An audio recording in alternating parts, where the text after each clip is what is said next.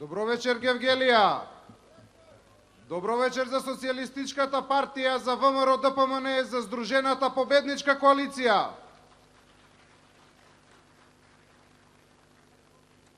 Почитувани граѓани на Гевгелија, најнапред дозволете да ве поздравам од името на лидерот на Социјалистичката партија, господинот Љубисав Иванов Дзинго, кој што од оправдани причини денеска не можеше да биде присутен со нас. Дозволете најнапред да позборуваме за една многу значајна работа, а тоа се овие председателски избори за која што и еве во волку голем број сме денеска собрани. Социјалистичката партија на Македонија навистина со огромно задоволство ја слушна веста дека председателот на државата, господинот Ѓорѓе Иванов, прифатил повторно да се кандидира за председател на државата.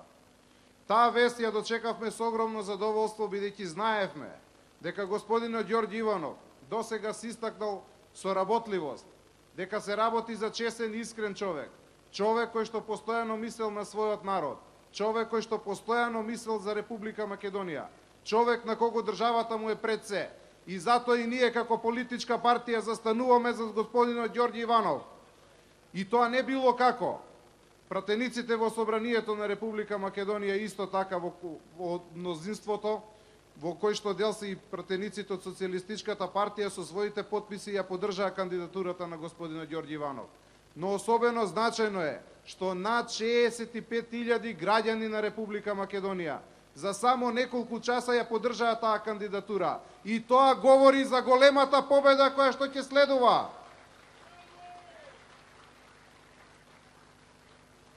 Почитувани, дозволете со вас да споделам и една средба, односно еден настан во кој што заедно бевме вклучени со господинот Ѓорѓе Иванов. Во Македонски Брод се организираше настан на кој што беше присутен господинот Ѓорѓе Иванов и на кој што еве јас како пратеник исто така бев присутен и одевме на повеќе места. Морам да ви кажам дека на едно од тие места излезе една жена која што сакаше да се поздрави со господинот Ѓорѓе Иванов и го замоли заедно да се напијат кафе. Иако имаше толку многу голема агенда, иако времето беше многу малце за такво нешто, господинот Ѓорѓе Иванов како председател на државата веднаш го прифати тоа. И седнавме и сите заеднички се напивме кафе.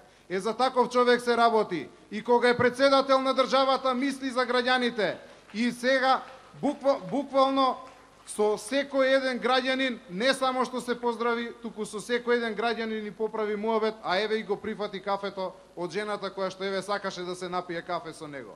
Значи за таков човек кој што мисли на граѓаните, за таков човек кој што не зборува само со големите и кој што не ги заборава во периодот кога е председател на државата, за таков човек јас ќе гласам. За таков човек ќе гласат граѓаните на Република Македонија.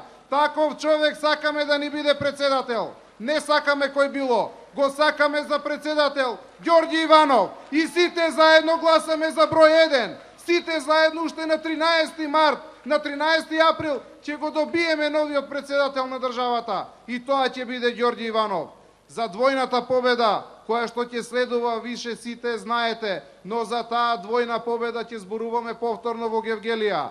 Сега да сте ми живи и здрави, да ни живее председателот на државата, да живеат граѓаните на Гевгелија и граѓаните на Република Македонија, да живее Република Македонија!